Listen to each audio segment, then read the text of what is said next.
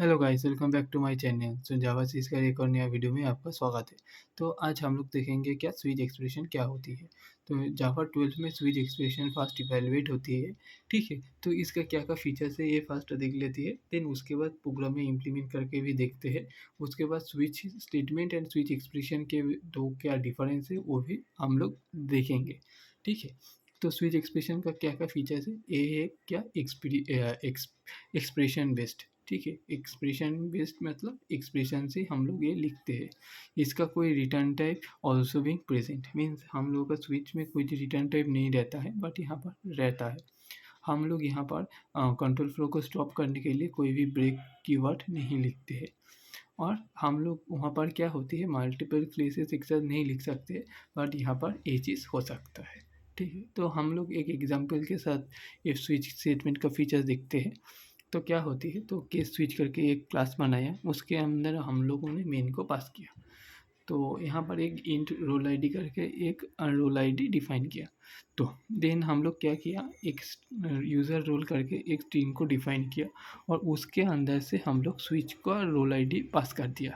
ठीक है, अगर हम लोग क्या किया स्ट्रिंग के अंदर रोल आईडी है तो ये एक रिटर्न टाइप है, रोल टाइप मतलब स्विच के अंदर से जो कुछ भी रिटर्न होगा तो ये यूज़र रोल आईडी हम लोगों को कैच करेंगे और ये हम लोग प्रिंट करेंगे तो हम लोगों का आउटपुट मिल जाएगा। ठीक है, तो यहाँ पर क्या लिखे हैं, अगर केस 1 और 4 होगा तो एडमिन प्रिंट करेगा। तो यहाँ पर हम लोग देख सकते हैं क्या मल्टीपल केसेस हम लोग एक साथ लिख सकते हैं। और एक चीज़ हम लोग यहाँ पर एरो कीवर्ड को देते हैं। अगर केस 2 होगा तो यूज़र होगा और डिफ़ॉल्ट क्या है अननोन होगा। तो हम लोग एक भी लाइन में कोई भी ब्रेक कीवर्ड नहीं लिखा है तो यहाँ पर ब्रेक नहीं लगता है। और क्या है मल्टीपल केस को लिख दिया है एंड रिटर्न टाइप को हम लोगों ने स्टोर कर दिया। ठीक है, और ये क्या है एक एक्सप्रेशन का जैसा है तो हम लोग बोल सकते हैं ये एक्सप्रेशन बेस्ड हमारा स्विच है। तो हम लोगों ने प्रिंट कर दिया यूज़र रोल, तो क्या करेगा वो आगे चेक करेगा क्या केस 1 है और 4 है, क्या रोल आईडी क्या 4 है, क्या 1 है, हाँ 1 4 है। तो क्या करेगा वो सीधा जाके एडमिन को प्रिंट करा देगा। ठीक है, तो अभी हम लोग दोनों का डिफरेंशिएट देखते हैं।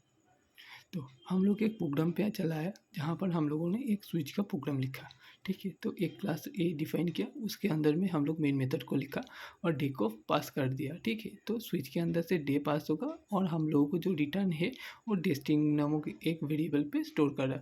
तो यहाँ पर हम लोग कोई भी रिटर्न टाइप को हम लोगों ने स्विच के अंदर से पास नहीं कर सकता बट हम लोगों को यहाँ पर स्विच एक्सप्रेशन में ये पॉसिबल है।